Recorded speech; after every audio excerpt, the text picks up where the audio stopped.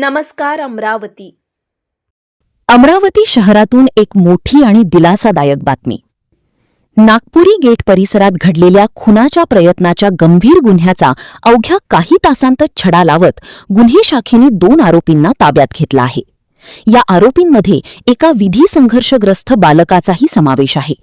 मिळालेल्या माहितीनुसार Nagpuri gate police ठाण्याच्या हद्दीतील अलीम नगर परिसरात एका तरुणावर जीवघेणा चाकू हल्ला करण्यात आला होता. या घटनेनंतर परिसरात एकच खळबळ उडाली होती.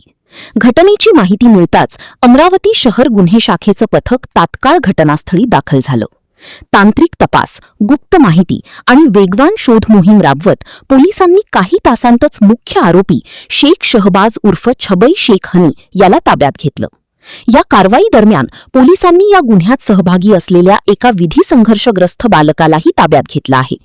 दोन्ही आरोपींना पुढील तपास आणि कायदेशीर कारवाईसाठी नागपुरी गेट पोलिसांच्या स्वाधीन करण्यात आला आहे.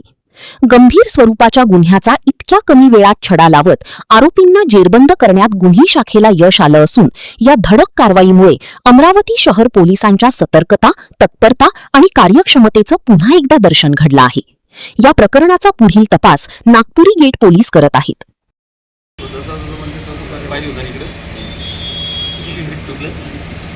आमचे साहेब इंगुले साहेब